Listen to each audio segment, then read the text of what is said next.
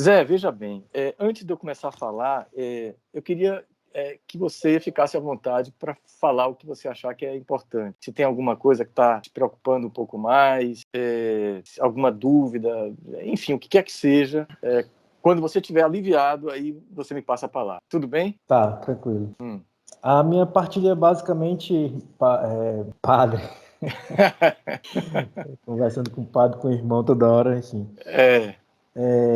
A minha partilha principal, mestre, é em relação a ter percebido no final do texto alguma perda de fôlego, né? Assim, no sentido mesmo de as análises reflexivas, eu já não estava conseguindo dar aquela, sei lá, aquela sublinhada mais saborosa que eu gostaria de dar, porque eu estava cansado mesmo. Claro.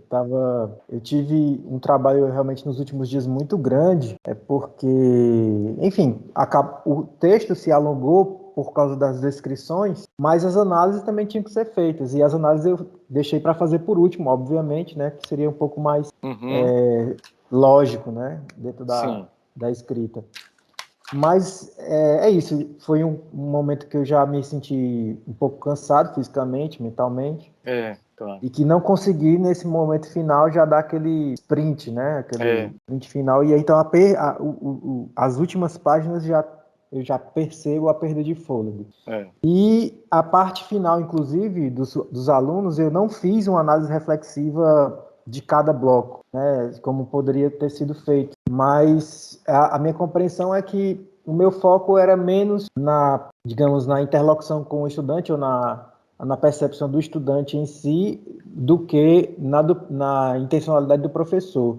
Eu queria, na verdade, fazer com que essas duas apreciações aparecessem, né? E no bloco dos alunos eu acabo não conseguindo fazer, ou não fiz, de fato, as análises reflexivas. E aqui eu coloco como uma dúvida, o que é que você acha de eu realmente retomar para tentar elaborar alguma coisa. E nas considerações finais, eu fiz também, e aí já é talvez uma coisa meio de Maria de primeira viagem, eu tentei fazer digamos assim, uma abordagem dos objetivos específicos da dissertação, né? Eu peguei o que é que eu projetei fazer e refleti isso nas considerações finais. Eu entendi que eu não precisava fazer outra vez as análises reflexivas que o texto por si só já está trazendo, né?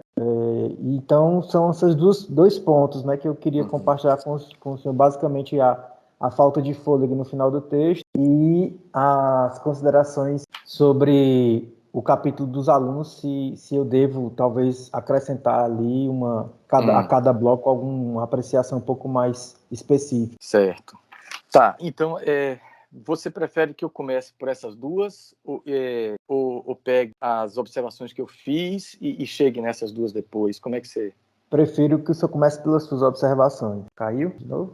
Opa! Zé, eu recebi uma ligação agora. Eu recebi uma ligação agora, embora eu tenha colocado no não perturbe, mas enfim, sempre interfere. Aí você dizendo que prefere... Pelas orientações. E depois eu chego então nas duas, só isso. no final. Tá bom. Isso. Tá, então, a primeira coisa que eu observei, que eu anotei, né? Está até um pouco engarranchado aqui, mas enfim.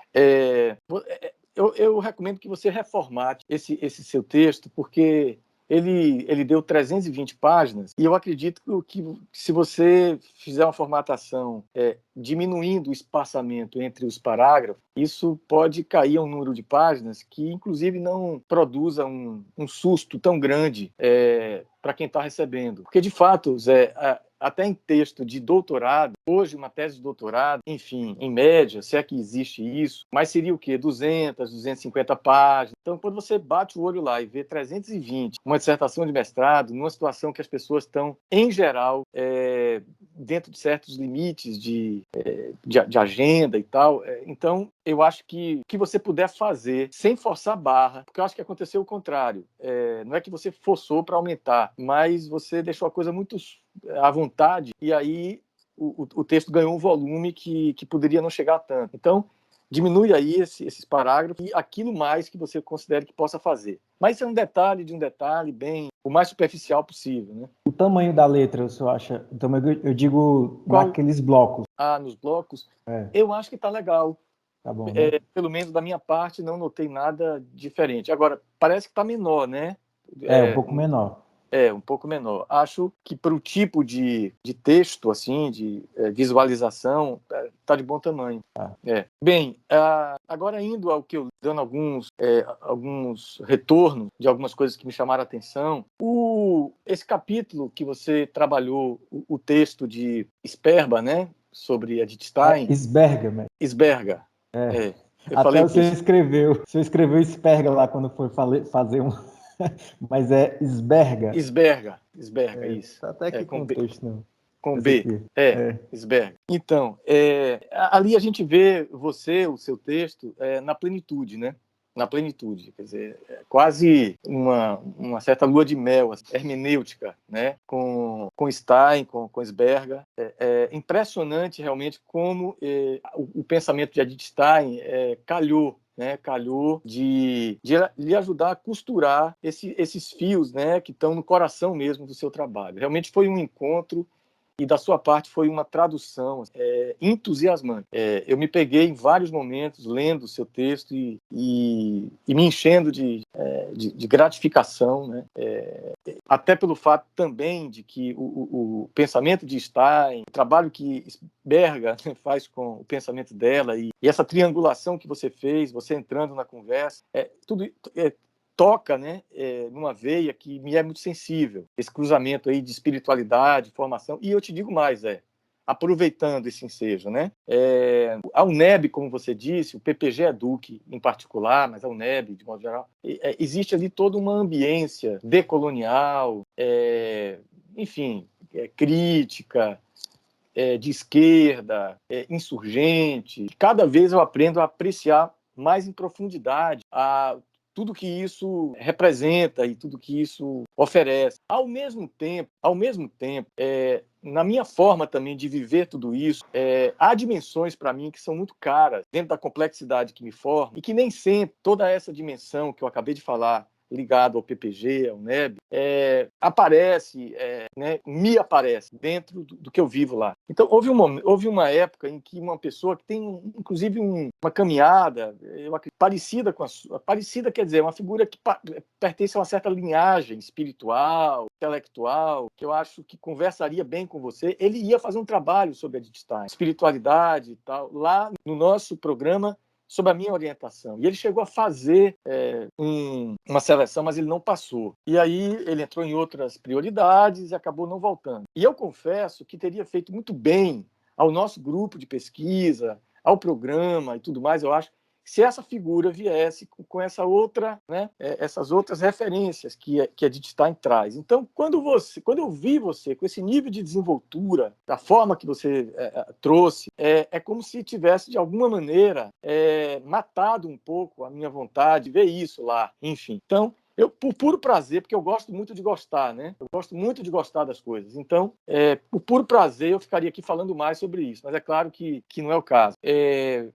Outra coisa que me chamou muita atenção, a ponto de eu ter anotado, é o momento que você fala, dialogando com Stein, quer dizer, que a educação, na perspectiva da graça divina, não permite, quer dizer, que o educador, é como se educasse a educação vista na perspectiva de uma interface com a graça divina, educa o educador a reconhecer que ele nunca pode ter um conhecimento pleno sobre o processo formativo.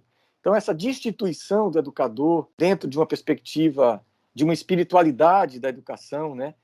Essa destituição dele do lugar de sujeito maior, processo e tal, eu acho isso de uma perspicácia, isso traz um benefício ao processo formativo que só mesmo uma matriz sapiencial tão antiga, tão substancial, vamos falar assim, para ensinar coisas como essa, né? Enfim, eu fiquei muito gratificado também de você ter encontrado, né, aquele artigo, de você ter feito essa pincelada. Eu acho que, no geral, o Zé, fazendo agora uma certa retrospectiva, de repente o estado da arte, nossa, ele ficou deixando a desejar, né? O que é o estado da arte, né? Recapitulando, aquela checagem junto à literatura produzida já na academia, né? Em cima das áreas-chave do seu trabalho, das categorias-chave, né? Melhor dizendo, o que foi produzido, né, na academia, o que está registrado aí nos bancos de tese, de dissertação. Eu acho que, como você trabalha bem com o que você tem, eu acho que isso não me permitiu desenvolver a suficiente atenção durante o processo para o quanto eu deveria ter lhe cobrado mais em relação a esse estado da arte mesmo, né? Coisa que num doutorado você vai precisar fazer tipo para ontem, quando você botar os pés logo e fazer essa vasculhada, até porque no doutorado é condição sine qua non, porque você vai ter que produzir algo original, então que você faça uma varredura de terreno, uma vistoria de terreno para ver o que já foi produzido no tema, em que perspectiva, para que você acrescente algo realmente original. Eu já estou aqui lhe dizendo que o doutorado também está lhe chamando, se você tiver interesse nisso, se não estiver muito cansado e tudo mais, né? Mas, apesar disso, eu fiquei muito gratificado de você ter, pelo seu movimento aí de pesquisa, chegado nesse texto aqui de Placo, não sei se o nome também está certo, Vieira e Placo, né? Eu achei que ali você deu as autoras, né? Não sei se são duas autoras, acho que sim. Então, mas elas deram, cara, uma amarrada, uma trançada de espiritualidade com a educação, pegando mesmo no nervo da espiritualidade. E que nervo é esse? E que bom que você conseguiu levar isso quando você estava tratando, né, os critérios derivados da religiosidade. Então, você injetou essa perspectiva de experiência do sentido, experiência do sagrado, se fosse processo assim de interiorização, busca interior, transcendência para o mistério. Eu acho que essa vitamina é isso que, aproveitando até para esclarecer melhor, quando eu digo que gostaria que isso entrasse mais lá no nosso PPG Edu, que essa dimensão sapiencial que vem dessa matriz mesmo, hebraica, cristã e tudo mais, inclusive para fazer uma interlocução com toda essa dimensão decolonial e tudo mais. Eu acho que são dimensões que se chamam muito, mas quando as autoras trazem esses aspectos-chave da espiritualidade, mistério, sentido radical, no modo de dizer delas, né? Sentido radical já aparece mais, não com a palavra radical, sentido o tempo todo lá em Clodovis Boff, que eu acho que também fez muito bem para você ter trazido Clodovis Boff. Então, eram vitaminas que eu esperava e que eu fiquei muito aliviado. Eu acho que o termo até é esse mesmo. Quando eu vi que você conseguiu chegar a alguns autoras e tal, que, bom, a própria Stein, Vieira e Placo, Clodovis Boff e tal. Houve aí eu acho que um pequeno, como é que eu vou dizer, desajuste, não sei se é a palavra, por minha responsabilidade, desajuste terminológico. No seguinte ponto, quando nós estávamos apurando ali aqueles termos, né, expressões, como é que nós iríamos nomear e esclarecer numa fórmula cada critério daquele. Então, eu falei para você, né? Cuidado com o outro e com a terra. E acho que a categoria de cuidado é a que melhor, por isso que eu a elegi. Ao mesmo tempo, eu não tive a suficiente atenção, assim, prevenção, de que também depois eu lhe indiquei, para servir de referência, para desenvolver a discussão da ética, Levinas. Porque realmente, Levinas, eu acho, é o cara para falar de ética. Ele viveu para isso. Ele nasceu, viveu, morreu para isso. Para ensinar essa ética da alteridade. Depois de ter passado por tudo que ele passou, pensado tudo que ele pensou e tal. O que é que acontece? Levinas, ele não usa o termo cuidado. Ele usa o termo responsabilidade. E diga-se de passagem que o termo cuidado, no campo da filosofia, ele é de matriz, digamos assim, heideggeriana, que, aliás, é um autor com quem Levinas polemiza, aí por vários motivos, né? Então, quando Heidegger fala em cuidado, que, aliás, Leonardo Boff, que, entre outras coisas maravilhosas, Boff, ele tem uma certa filiação heideggeriana, ele pega o melhor de Heidegger, então, quando ele faz uma ética do cuidado muito afinado com essa herança aí heideggeriana, que ele acha mais apropriada para dizer a ética. Tá. Mas aí eu me dei conta de que você tomou como base Levinas, que fala em responsabilidade, e, no entanto, quando nós vamos lá para os critérios, o termo usado para interpelar os professores e os alunos cuidado. Então, na minha varredura do seu texto, inicialmente, e aí eu vou até pedir para você que fique muito atento a isso, inicialmente, quando eu vi, eu estava lendo lá Levinas e tal, Aliás, eu estava lendo o início, né? Antes dessa parte, eu acho. Ou depois. Não, acho que foi, enfim, eu acho que foi depois, quando você foi tratar dos critérios. Depois de ter passado... quando você estava tratando dos critérios. Aí que eu vi você colocar cuidado da terra, eu falei, opa, mas agora ele está tratando de Levinas, então como é que ele vai se referir à ética como cuidado? Aí fica um termo heideggeriano para uma referência levinasiana. Veja, isso que eu estou lhe falando, acho que está tocando, né, Zé? Fica à vontade. Pronto. Bora.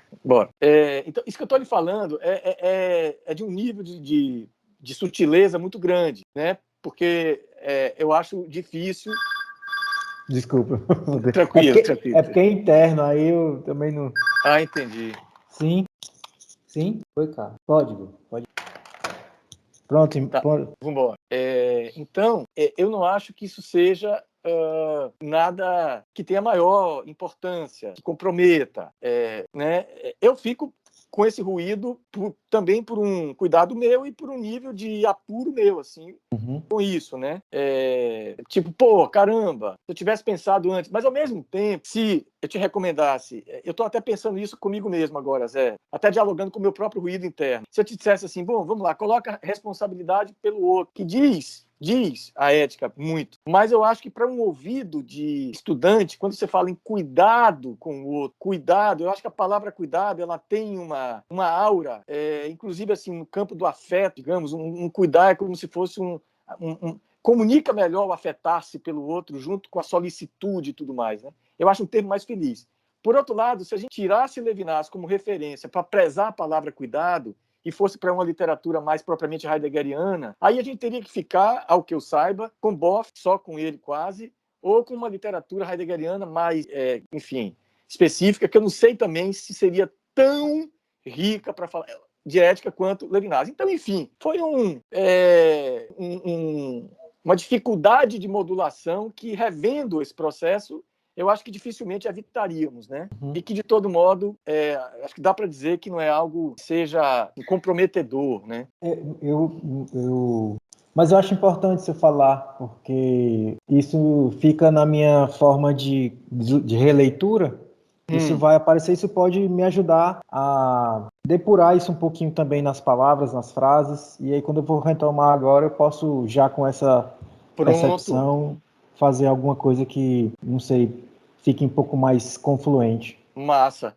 Inclusive, Zé, eu estou aqui te prevenindo para não tirar cuidado, justamente porque você usou isso para os professores e para os alunos. Então, seria trapacear o leitor, você agora usar o termo responsabilidade, sendo que não foi esse termo que você usou.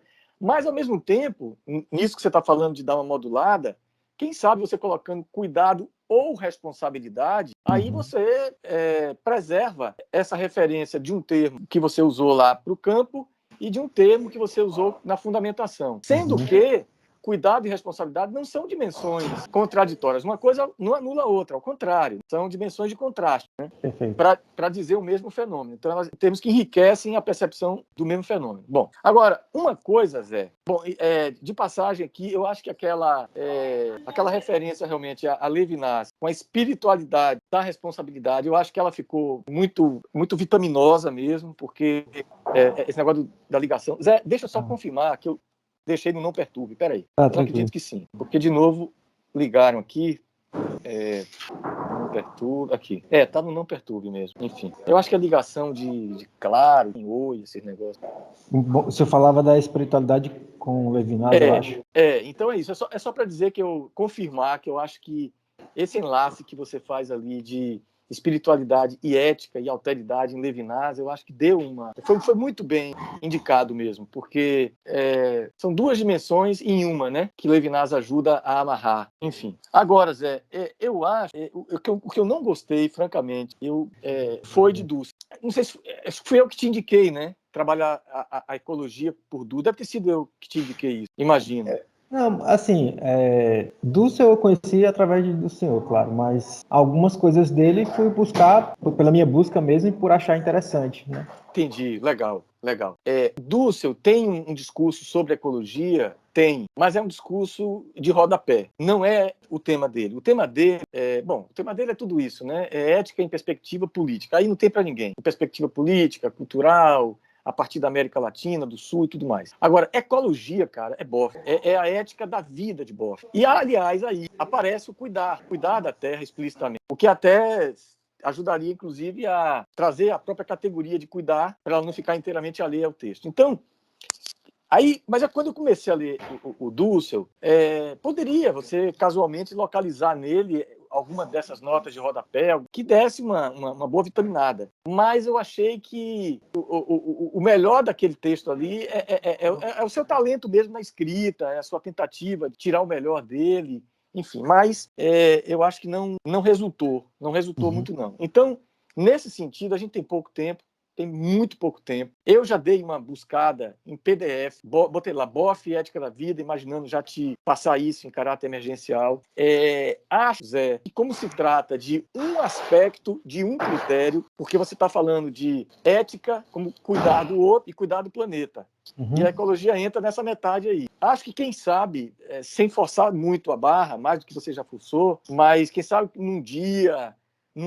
Numa porrada, e Boff é muito simples, é muito fácil de ler, também localizar o que ele está falando, mas eu fiz uma busca em PDF não muito bem sucedida, busquei lá a Ética da Vida, tinha lá a Ética da Vida em PDF, cliquei, não apareceu. Você tem algum texto dele sobre ecologia? Eu devo ter, deixa eu até dar uma olhadinha aqui rapidinho. Tá.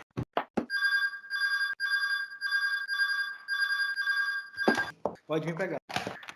Esse aqui, mestre. Oi. Ah, tá. Então, ótimo. Eu tô com ele aqui também, tá? E tem aí um cuidar da terra nessa história, tá? Agora, eu tenho outros, que talvez seja mais diretamente ligado à ecologia, que é esse aqui, ó. Ética da Vida. Então, assim, esse aí que eu coloquei PDF e vi, tinha, mas não consegui abrir. Dá uma checada para ver se você consegue. Com esses dois aqui, eu acho que você, em pouco tempo, remove o de Dussel ali, que não caiu bem. Uhum. E se você colocar um Boff bem colocado, uma página e meia, já é. Bom, deixa eu Mestre, só uma inquietação aqui. Vambora. O que Dussel me faz entender, e que eu tentei expressar também no texto, é um pouco essa diferença entre ética de valores e ética da vida. Essa foi, digamos assim, aquilo que mais me encantou dessa reflexão de Dussel. Porque na escola é muito comum essa confusão de que a gente... Aliás, se você for procurar em qualquer site de colégio, escola de ensino médio... Valores, ética dos valores. Não, vai falar na formação em valores. Essa é a expressão que digamos, mercadológica, né? A formação em valores, como se fosse a formação integral, né? E nesse sentido, o Dussel é muito esclarecedor porque ele explica que o valor ele não pode ser um meio. Quer dizer, o valor é um meio, mas o fim é a vida. Então a gente pratica ética de valores ao invés da ética da vida. O valor não é o fundamento, é o fundado, né? Essa é a diferença que ele faz e que eu acho que é relevante para essa parte da reflexão da ética. Boa. Você querendo manter isso aí, né? Até iniciando uma discussão sobre vida, e aí passando em seguida para Boff, para falar mesmo da vida na perspectiva da terra, dessa integralidade, dessa ecologia integral, né? As dimensões ecológicas, portanto, as dimensões da vida e do harmonizar a vida na terra, seria genial, né? Beleza. Bacana você sustentar isso, Zé. Bacana. Agora, aquela questão que eu te falei sobre o judeu cristão, tirar essa dimensão abstrata, panteísta de religiosidade. Quando eu li aquilo, eu realmente fiquei assustado. Falei, nossa, eu falei isso, né?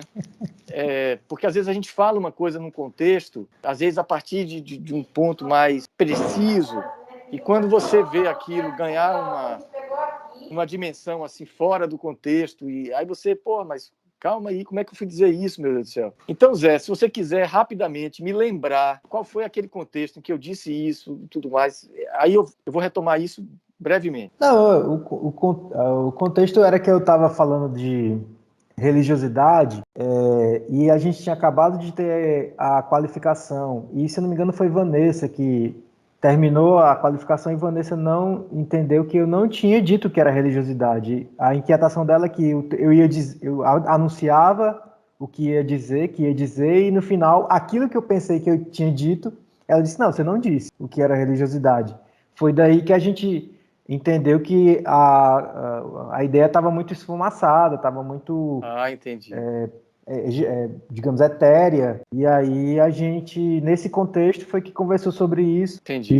E essa perspectiva judaico-cristã ajudava a gente ter consequências mais materializáveis no campo. Também tem esse aspecto importante que eu lembro. Que você falava de que se a gente assume uma religiosidade mais judaico-cristã, né, mais uma tradição mais judaico-cristã, a gente teria consequências na pesquisa de campo mais materializáveis. Foi essa que eu me lembro, e assim, foram essas duas situações.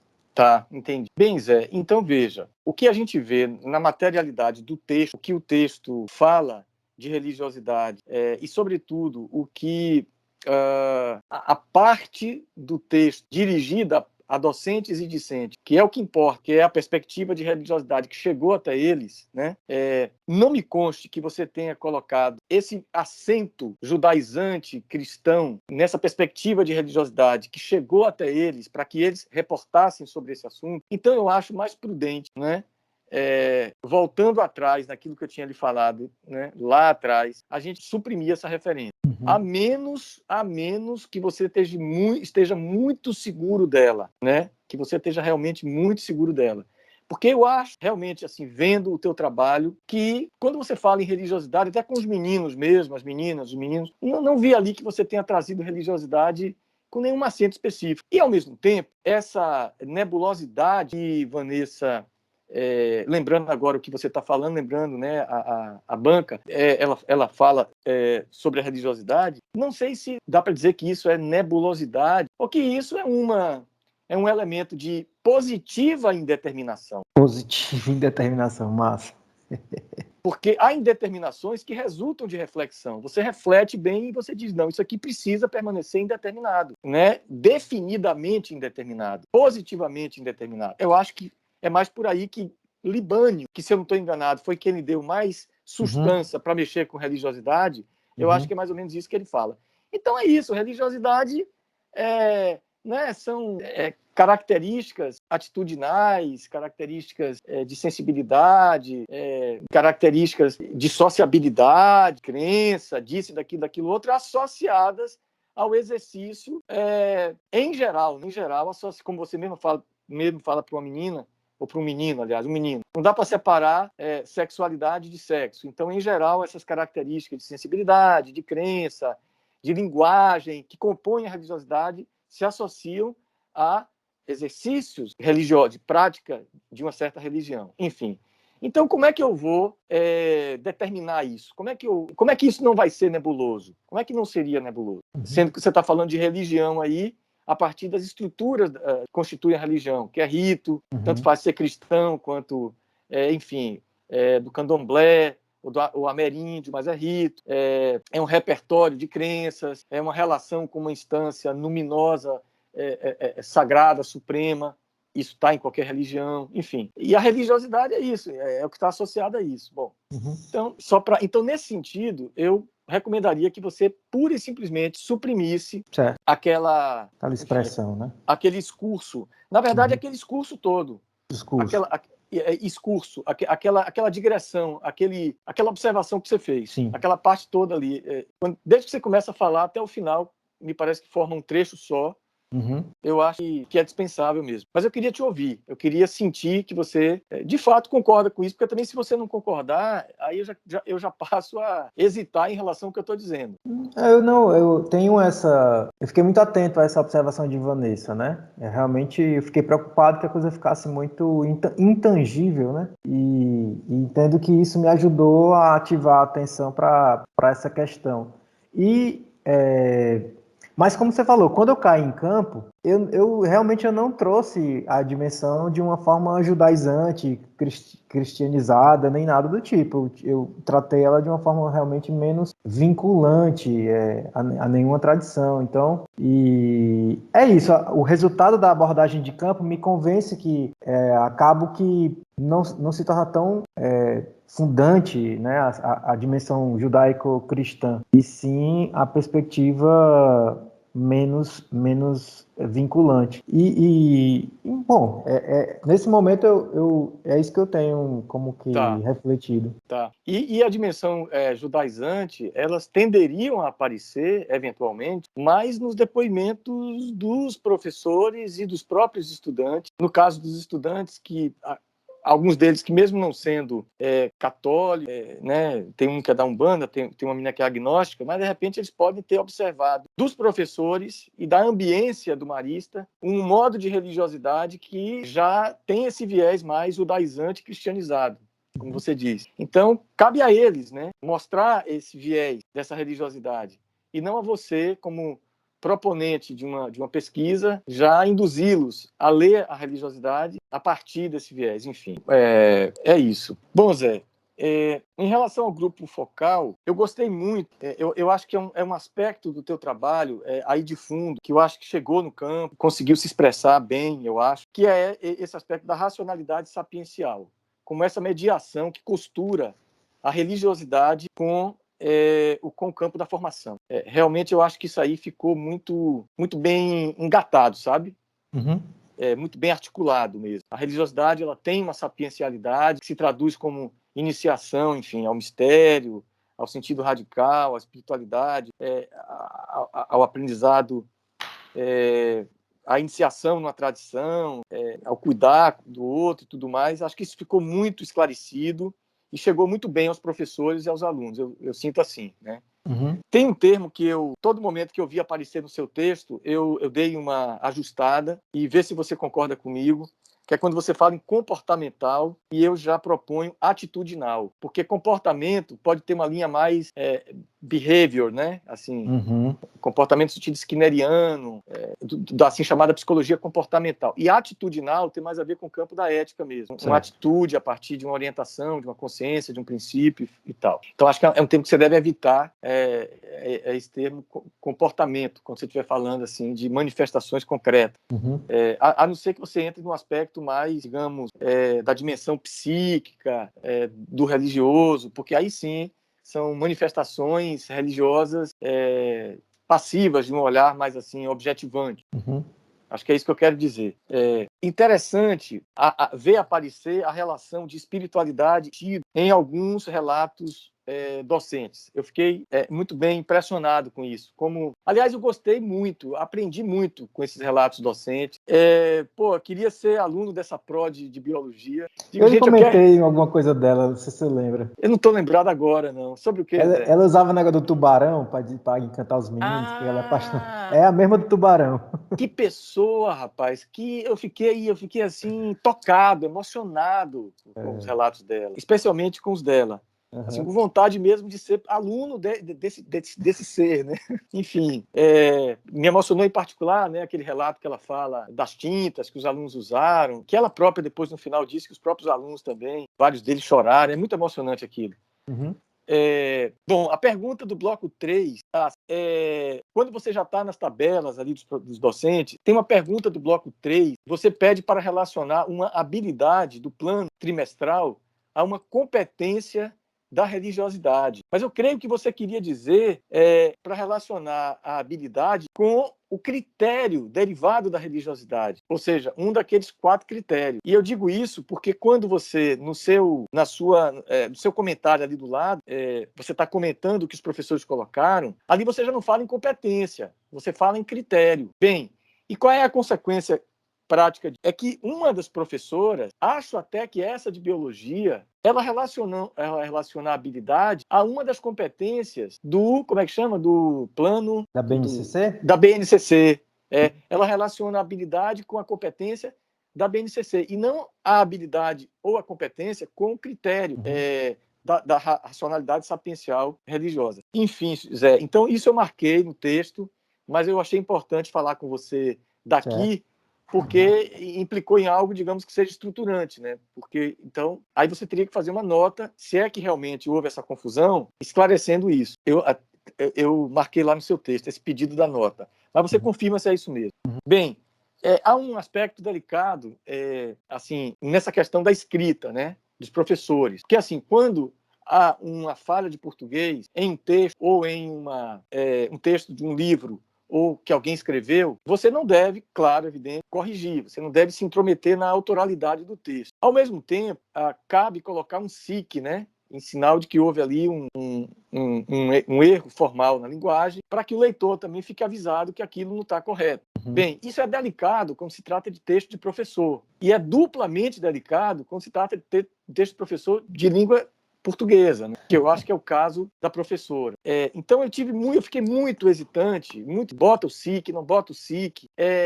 Agora, fica delicado também não botar o SIC quando você já tinha colocado, ainda que o mínimo possível, porque há várias falhazinhas, mas são falhas não exatamente no uso do termo, mas falhas na concordância. Então, essas falhas todas eu deixei lá, não botei SIC nenhum. Mas falhas flagrantes na escrita, eu tive que colocar o SIC. Então, nessa professora...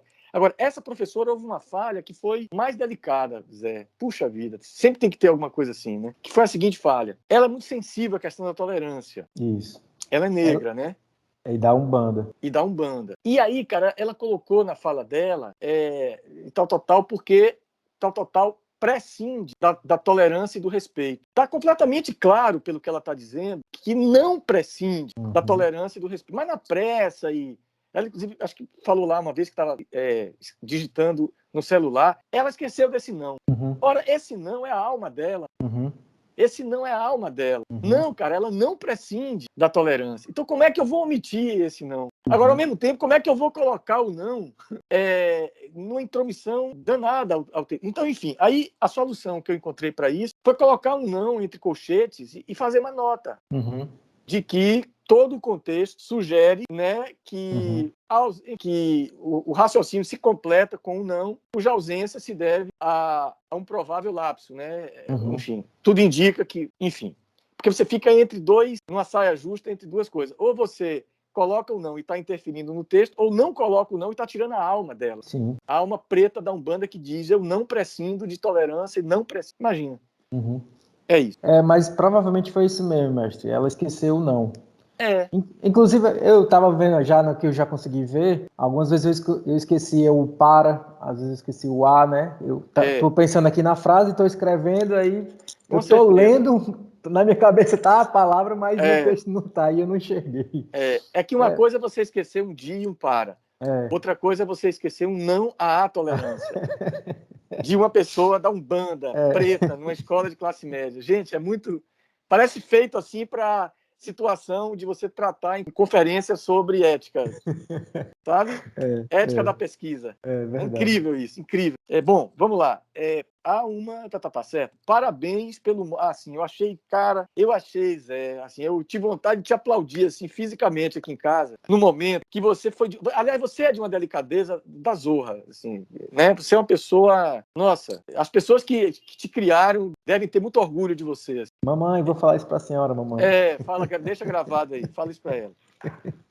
Mas assim, cara, quando você está falando de autoridade, a palavra autoridade, ela sugere no imaginário coisas que não passam perto daquilo que você quer comunicar com ela nesse sentido todo sapiencial. E aí eu digo, meu Deus do céu, eu mesmo fico com receio de que escrevi aquele texto falando de autoridade como parte da sapiencialidade toda, mas que chegue nas pessoas um sentido de autoridade que não é aquilo que eu gostaria de trabalhar. E eu achei que você teve uma perícia extraordinária quando você vinculou a autoridade com afeto, com respeito, quer dizer, portanto, a autoridade é aquilo que você desenvolve quando acessa o mais profundo das pessoas. Eu sei que você colocou de um jeito tal que você conseguiu abrir a compreensão das pessoas sem nenhuma indução. Então, achei um certo gesto assim, meio de maestria mesmo, sua. E aí? Compartilho com o senhor, foi algo recente mesmo, né? Não foi algo que foi sendo maturado, foi sendo percebido.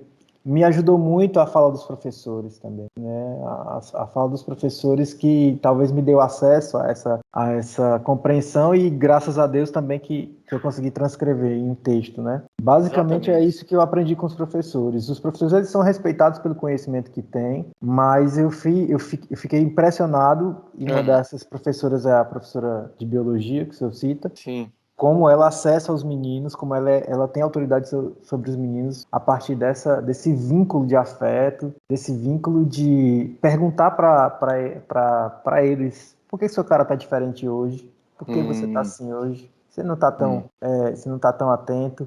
Esse tipo de relação, que é uma pergunta simples de uma pessoa que costuma ver o aluno de uma certa maneira e que em um determinado dia não vê, mas pergunta por que não está. Isso. E essa sensibilidade ativa a autoridade. Perfeito.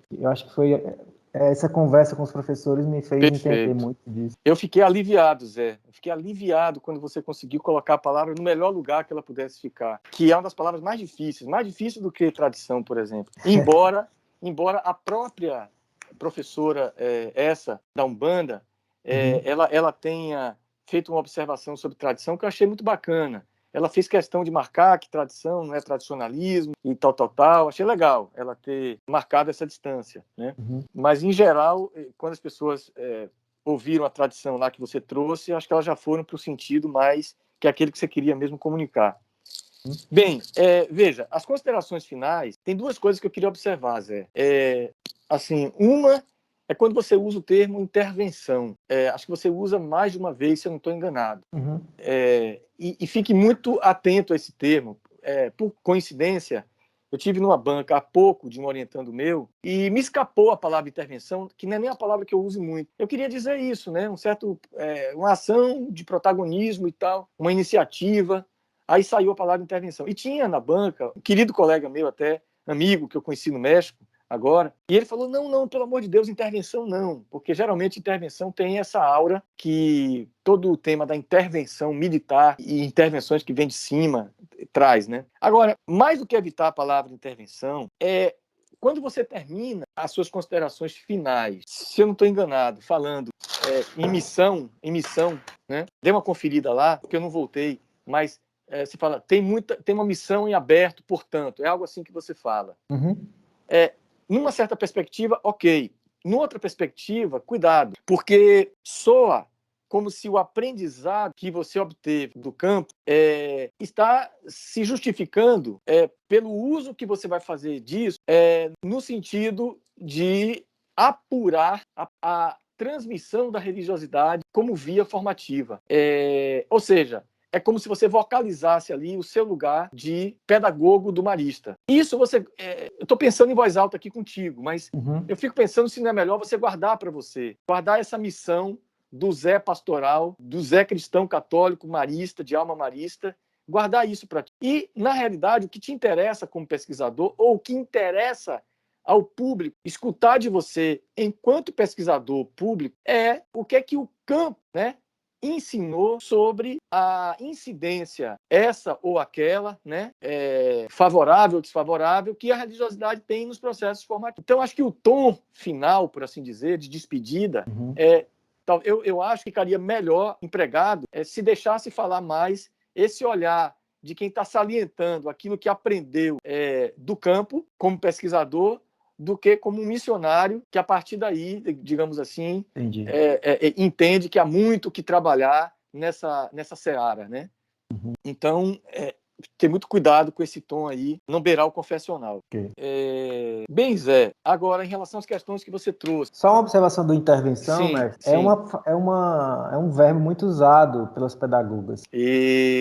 As pedagogas, a gente tem reunião aqui praticamente todo dia e há uma naturalidade muito grande. É um termo da pedagogia, eu já percebi, porque Entendi. Não é uma coincidência que a coordenadora do NAP, a coordenadora da educação infantil e a coordenadora do ensino médio, elas falam, inclusive porque isso tem a ver com um pouco com, não sei, né, aquele universo de palavras que identificam profissionalmente as pessoas, né? Então, às vezes as pedagogas quando estão conversando e quando não são só elas, tem outras pessoas de outras frentes, elas gostam de trazer algumas expressões da pedagogia. E essa é muito comum. Mas eu entendo e vou tentar evitar mesmo, porque é isso. Também concordo que não é um termo comumente percebido dessa forma. Entendo. Foi até bom você ter falado isso, porque isso já me ativa uma associação com um outro aspecto que eu acho legal te falar também, te dar essa devolução. Que as pedagogas usem esse termo intervenção, eu acho que fala mais, é uma hipótese minha, das influências, das matrizes de influência que elas recebem e que não são, por vezes, talvez, atentas a certos aspectos, né, do campo social mais fino, mais profundo, do que o fato de que esse termo, enfim, deva ter um bom trânsito assim por certas instâncias de uma pedagogia crítica, porque realmente e aí, Zé, é isso. Eu não sei o quanto que o marista faz fronteira. Isso aqui é que eu já aproveito o que você está falando sobre uma digamos assim, uma senha da formação dessas pedagogas com um certo ambiente formativo do marista de um ponto de vista mais crítico, né? Então, o que eu não sei é o quanto o ambiente formador do marista e, enfim, até de parceiros formativos do marista que ajudam a fazer uma formação continuada com esses professores, trafegue por um discurso mais robustamente crítico, decolonial e por aí vai. E eu digo isso porque a política, ela está sendo, aí eu já estou ampliando um pouco a conversa, ela está sendo caçada num nível muito profundo, eu diria no nível de eficácia tecnológica, assim, cirúrgica. A política está sendo, no nível do genoma, matada. Assim, Então, o Colégio Marista é um colégio de classe média e que, nesses tempos todos que a gente está vivendo, uma certa alergia a um campo político mais crítico, simbolizado por toda uma perseguição a Paulo Freire, pode vir no combo assim, de uma certa impermeabilidade que está se criando a discursos críticos mais profundos e assumidos, como se eles fossem política nesse sentido menor, que estão tentando reduzir a política para bani-la do espaço público. Então, como se fosse esquerdismo, como se fosse petismo, como se fosse comunismo, como se fosse essas pragas que estão sendo e tal. Então, fique muito atento a isso, porque eu acho que há uma dimensão clássica, aí já estou falando contigo como marista, mesmo como um irmão, como uma pessoa. Há uma dimensão clássica do profetismo brasileiro latino-americano, né? Em figuras como Pedro Casaldáliga, Dom Helder. como Dom Helder, exatamente, que vai bater agora no Papa Francisco e tudo mais, que é patrimônio de fé. É patrimônio de fé libertadora, assim, no sentido mais, com licença, assim, da política com P maiúsculo, que Francisco, citando Paulo VI, diz que essa política é caridade pública, né? Caridade coletiva.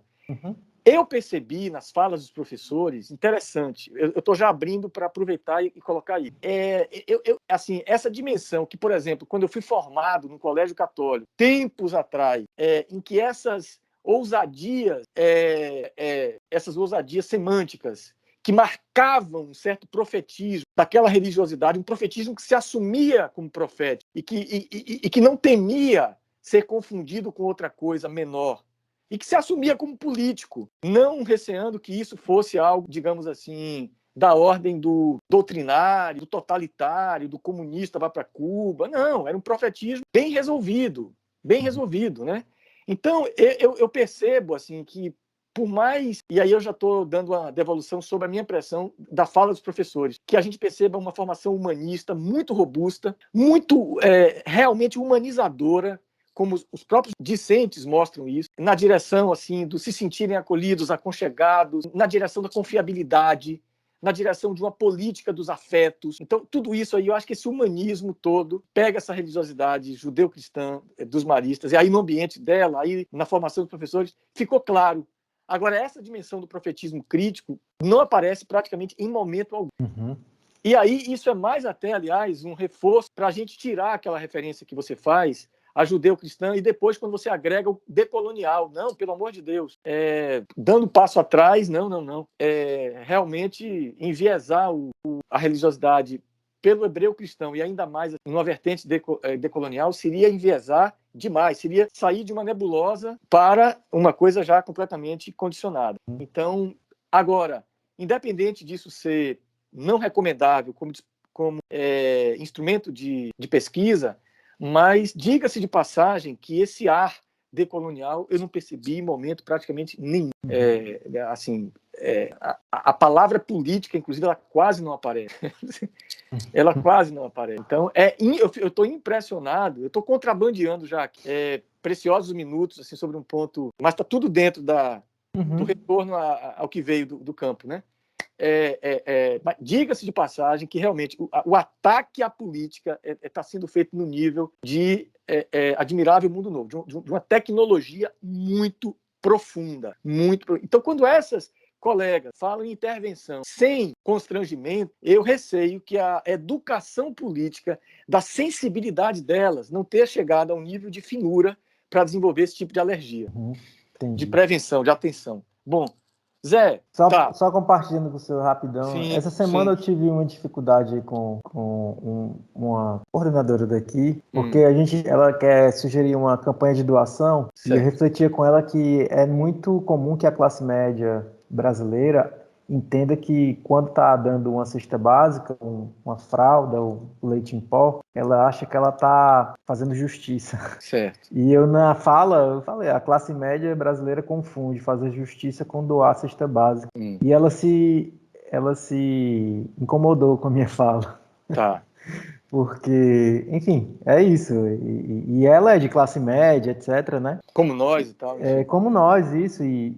Mas, enfim, essa sua percepção tem lastro, né? Ou seja, há algo ali que realmente, na formação ou na percepção de mundo delas, ou pelo menos dessa especificamente, está muito caracterizado. Sim. E é trabalho nosso realmente fazer com que... Os últimos anos também, mestre, foram muito sensíveis, muito... O tema da política, né, entrou na escola, né, através dos alunos, através dos professores, entrou, mas naquela perspectiva muito antipolítica. Isso. O problema é esse. E aí interditou algumas discussões, interditou algumas reflexões, porque era um momento muito denso, né? Aí, só para você ter ideia, eu cheguei a ser reclamado no Fale Conosco do colégio. Ah, é? Porque na minha rede social, no meu pessoal, eu postava críticas políticas, e aí um determinado pai viu e foi pro Fale Conosco para dizer, para tipo, me denunciar, né? Claro. Mas enfim, minha rede é pública,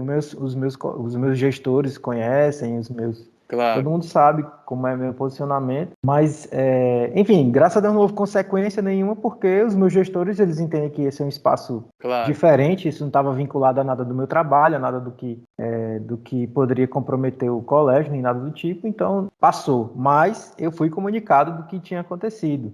Para você ver, né? Então, assim, agora a gente já percebe um pouco de, digamos assim, mais possibilidades, né? De começar algumas discussões, de começar algumas reflexões. Certo.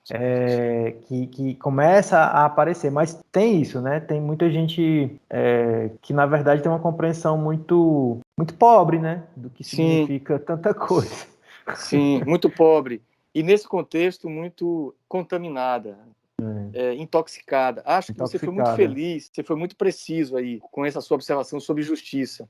E, aliás, quem nos ajuda muito a dar linguagem a isso no nível cirúrgico, no nível de vacina, assim, no nível de anticorpo, é Levinas. Uma vez eu fui até chamado a falar para o pessoal beneditino, quando estava começando toda essa história de Moro, né, o Salvador do Brasil, e eu percebendo aquilo tudo lá, né, e aí eu fui com o Levinas, assim, fui com uns textos dele sobre profetismo, na linha mesmo da articulação de educação e judaísmo, e onde ele abre essa dimensão da justiça para, bem no que você está falando aí, para mostrar que justiça é deixar o direito do outro, não é você que tem o mérito de dar, mas é cumprir o direito que é dele. Então, é pura e simplesmente reconhecer que o outro está ali e que se você não faz justiça, é como se você ignorasse aquela presença. Então, justiça é a correspondência mínima de consideração à existência do outro. É mais ou menos por aí. Então, a classe média, realmente, que vive muito de uma subjetivação do religioso, e aí, então, os méritos, a satisfação, né, pelo que eu estou fazendo e tal, não interessa esse tipo de visão mais radical, mais profunda. Bem, Zé, podemos, então, passar para aqueles pontos seus? Podemos. Bora. Então, eu não tenho assim muita clareza em relação ao que você pergunta, no que se refere a se é o caso de fazer comentários, análise reflexiva do que os alunos colocam, né? Você já no texto se justificou de não ter feito. Na hora que eu li aquilo, na hora que eu vi aquilo, eu digo, bom, tudo pode acontecer, de você pegar uma professora que eu respeito demais, as duas, né, maravilhosas, mas nesse campo da pesquisa, do fazer pesquisa, do fazer produção de texto e tal, acho que Lívia tem uma acuidade enorme. Então, eu não sei se ela pode, por exemplo, acusar a ausência do tipo, bom, já que você não colocou a análise, então para que colocou? Era melhor até ter deixado só os docentes. Eu fico com essa possibilidade zunindo no ouvido. Uhum. Ao mesmo tempo, também, a possibilidade de que você fez um trabalho bastante desenvolto com os docentes, é como se aquilo ficasse como algo suplementar e não complementar, ou seja, você de quebra aproveitou, por assim dizer, sobras, né, do campo, e você deu uma avançada, quem sabe até anunciando que você no doutorado quer retomar e aprofundar, você entende? Alguém pode ler por aí também, não noto isso como uma falta, não, você trouxe o campo, essa parte do campo dialoga, enriquece aquilo que você fez antes, mas você já cumpriu com a sua tarefa em ter matado a cobra e mostrado o pau, né? Quer dizer, no trabalho. E a cobra. É porque tem o ditado, né? Mata a cobra e mostra o pau. Não, mostra a cobra, porque você não mata a cobra. Sequência cearense. Mostra a cobra morta, então. De humor cearense. Exato. Tem uns ditados que são ótimos, assim, a gente não entende por que ninguém tinha pensado nisso antes. É isso. E a cobra morta. Então, a impressão que você me dá é que você fez o serviço completo e que aquilo é um bônus para o leitor. Então, nego, o que eu acho é assim, até onde eu consigo enxergar aí, a questão lá de bofe, eu te recomendo, espere em Deus que isso te tome, no máximo, sabe, um dia, seja uma coisa bem leve. Eu te recomendo, assim, como prioritária, fazer isso. Trabalho de correção, você já está aí avançando. Vamos tentar trabalhar com prazo, que você e eu vamos ver qual. Se dentro desse prazo você quiser, por desencargo de consciência, fazer essa análise reflexiva e você sobreviver, e você não morrer no meio do negócio, tipo, se for viável e você quiser fazer, ok. Da minha parte, eu não estou encontrando razões assim suficientemente pesadas, claras, inequívocas para te dizer, Zé, você tem que fazer. Não, eu estou assim no meio a meio, sabe, Zé? Pronto. Agora, em relação às considerações finais, é isso, o que eu já tinha te falado. Agora, eu acho que você pode sim, agora que você está também assim no pós, né, aproveitar para, quem sabe, em uma página e meia, 2 páginas, não, claro, retomar a análise que você já fez, mas das análises que você fez, do que o campo te trouxe, você fazer uma espécie assim de uma filtragem bem grosso modo dos principais aspectos que ressoaram. Isso eu acho que pode ser válido. Isso nas considerações finais. Isso nas considerações finais. Porque realmente eu acho que as suas considerações finais, o seu texto está claro, você não produziu um texto obscuro, a gente não percebe o cansaço na falta de clareza, mas realmente está muito curtinho aquilo. É como se você estivesse dizendo, pelo amor de Deus, acaba logo. Mais ou menos. Então, se agora você puder chegar e botar lá, sem encheção de linguiça, mas assim, o que mais se ouviu do campo e tal, em 2 páginas, eu acho que vai cair. Beleza. O que eu tinha para te falar é isso. Beleza, mestre. Falemos de prazos, por favor. Pronto, falei. Hoje, 17. Isso. Zé, você acha, primeiro você, depois eu, quanto tempo você estima que as professoras devem ter para ler o seu texto? Mestre, pelo número de páginas e o certo constrangimento que eu ainda vou ter, mesmo assim, fazendo, sei lá, diminuição do espaçamento de parágrafos, essas coisas, eu acho que eu tenho que dar uns 30 dias mesmo, né, como razoável, para que elas vejam o tamanho do texto e entendam que tem 30 dias como algo que eu acho que é o mais praticado, né? E é isso, mestre. Eu entendo que seriam 30 dias. Certo, 30 dias. Com 30 dias, como é que nós faríamos? Nós faríamos, porque o nosso prazo, em tese, é até final de outubro. 29 de outubro é o nosso prazo final. Tá. O que eu posso tentar fazer, mestre, esse fim de semana eu vou agarrar no texto de novo, né? Vou dar uma olhadinha na referência de BOF que você me trouxe. Já achei um aqui, vou ver se tem caso tem aquele outro que você mostrou, Ética da Vida. Talvez seja o que vai me demorar mais tempo, né? Porque é algo que eu ainda vou ler, BOF, né? De uma forma um pouco mais cuidadosa para poder refletir e gerar um texto. E aí eu acho que eu faço nesse fim de semana isso. As correções, eu demoro, do texto, acho que demora uma manhã, não vejo por que demorar mais do que isso, porque o senhor já fez o trabalho todo. as vírgulas, inclusive.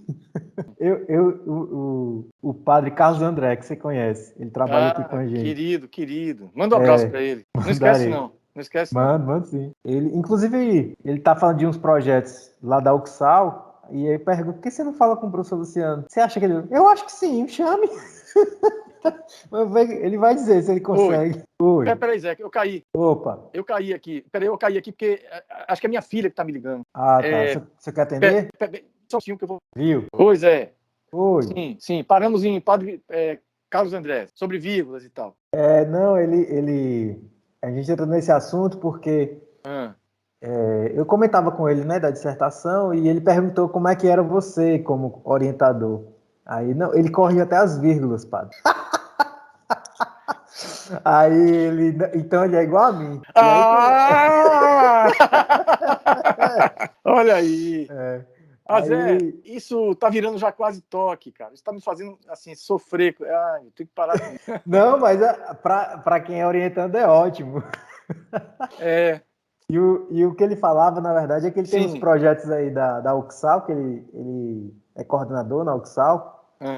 E aí, olha, isso aí eu acho que interessa a Luciano, que você não chama ele para trabalhar também. Aí você acha que ele topa? Se ele tiver tempo, ele topa, por que não? É coisa que ele gosta. Aí tô tentando ver se ele entra em contato com você, viu? Mas é para dar trabalho. Ave Maria. E é sobre o quê, Zé? Eu tô fugindo de trabalho agora. É grupo de pesquisa. Basicamente é grupo de pesquisa na perspectiva mais da filosofia da religião. Ele tá se interessando por filosofia da religião de uma forma um pouco mais sistemática, digamos assim. Claro. E aí eu acho que você conseguiria dar referências. Entendi. Enfim, fazer ele conhecer pessoas. Enfim, entendi. Acho que é por aí. Bacana. Isso aí realmente é uma cachaça para mim. A questão é que agora, com esse volume todo, enfim, mas vamos ver. Vamos conversar com ele e a gente vê. Mas viu, Zé? Sim, então aí você estima que mais ou menos até quando você entregaria o texto para elas? Só me explica uma coisa, mestre. Sim. Quando é que eu agendo isso na plataforma? Como é o nome da plataforma? Pandora, sistema Pandora. Eu recomendo que você confirme antes com as professoras. E quando elas derem o ok, na mesma hora você vai na plataforma e aí você manda para mim, quer dizer, na verdade você manda para o sistema manda para mim, eu difiro e aí automaticamente já está registrado. Agendado. Tá, então, primeiro é com as professoras. Então é isso, mestre. Eu acho que esse fim de semana eu tento trabalhar essas páginas de BOF e acho que até quarta-feira. O que você acha? Quarta-feira é dia de quê? Deixa eu ver. Entregar para elas? Eu mandaria. Aí também me explique isso. Eu mando para os senhores e para elas ao mesmo tempo? Ou você ainda tem outra revisão? Como é que funciona? Não tenho mais revisão, não. Agora, lembre-se que tem, que eu acho que eu falei para você também, folha de rosto, aqueles elementos pré-textuais, né? Boa. Tem uma que eu estou em dúvida. Tem abreviaturas. Tenho que fazer abreviaturas, né? Abreviatura. Você usa no texto? Não me lembro significativamente, não. Eu lembro de ter usado BNCC, né, Base Nacional Comum Curricular, mas está lá, enfim, no texto mesmo, né? Eu uso uma vez e coloco entre parênteses BNCC. Eu não sei se seria assim. Eu acho que nesse caso, Zé, também não vou te dar uma posição 100%, mas não vejo necessidade, não. Ótimo. Agora, por exemplo, se você tivesse trabalhado com instituições, né, secretaria de não sei o quê, e você usasse o tema abreviado, e fosse muito. Agora, BNCC, enfim, que é uma sigla de um dispositivo, de um documento, né, institucional e tudo mais, não vejo necessidade. Agora, não esquecer esses outros elementos, porque resumo, fazer o abstract e tudo mais. Você, como é mestrado, não precisa fazer em castelhano, em 2 línguas. Então, eu acho que é basicamente isso. Certo. E quarta-feira é isso. O que é que você acha? Quarta-feira é dia 22. Quarta-feira eu acho bacana. 22, eu acho um bom dia. Agora, se você puder dar um prazo a mais do que 30 dias, eu acho que seria de bom tom, né? De bom tom.